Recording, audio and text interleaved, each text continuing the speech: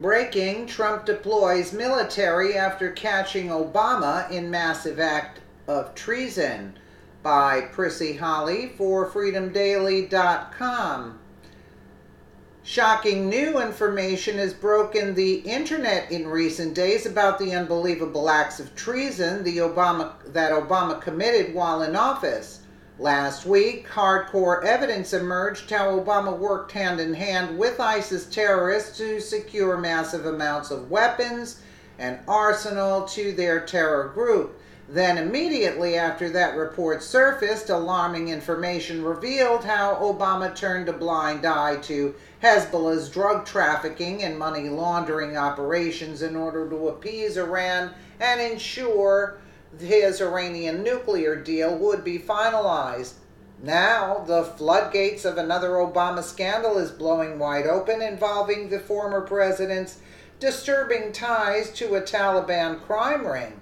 And now a furious President Trump is stepping in with our military forces. As Trump generals declare, the gloves are off. Aiding and abetting the enemy of the United States is the textbook definition of treason, which is exactly what Obama did for the past 8 years. But in addition to him emptying out Gitmo and putting Iran on a path to nuclear arms, we're now learning that Obama worked alongside the Taliban in Afghanistan to ensure that the terror group would become the world's top leader in heroin, where their enterprise is now generating billions of dollars from the terror group to carry out their operations against the West. The Taliban in Afghanistan has spent over a decade funding their operation from opium farms and their mass production of heroin. This was able to take place under the Obama administration, which refused to target their illicit operations. Obama allowed the Taliban to become the world's top producer of heroin, generating billions for the terrorist outfit, conservative Daily Post reported. Now President Trump is going to war and deploying our military in an attempt to undo the massive drug enterprise that Obama actively supported by targeting their revenue system and attacking their opium refining labs. In light of this stunning information, Trump's military general said the gloves are off as Obama's treasonous alliance with these Taliban drug cartel members are being exposed. Since November of 20th, U.S. troops and their Afghan allies have been targeting the Taliban jihadist opium business in their Helmand stronghold, the top poppy-producing province in Afghanistan, Breitbart reported.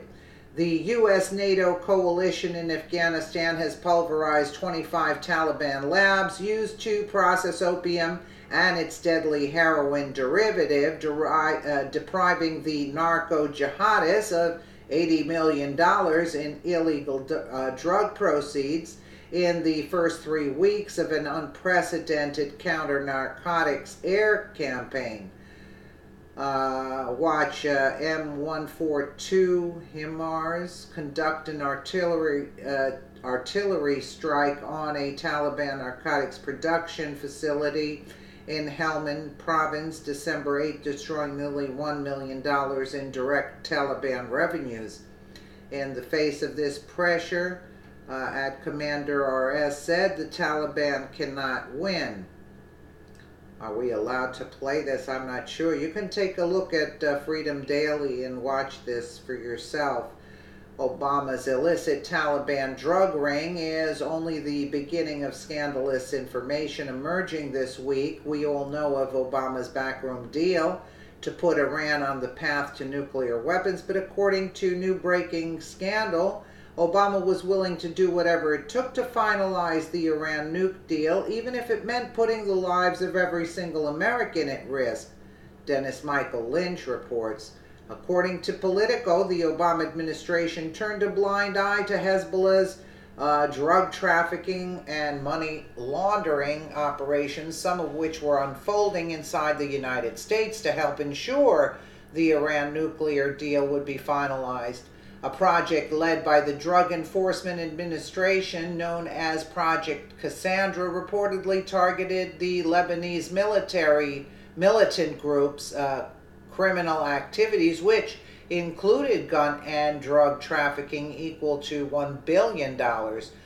But by tossing a string of roadblocks holding back the Project Obama administration officials helped Hezbollah to grow into a major global security threat, bankrolling terrorist and military operations, the report added. In conducting its report, Politico spoke with former Obama administration officials who were involved with the anti-Hezbollah efforts. They claim Obama and his team stopped the U.S. task force from bringing down the criminal network when Project Cassandra leaders sought approval for some significant investigations, prosecutions, arrests, and financial sanctions. Officials at the Justice and Treasury Department delayed, hindered, or rejected their requests.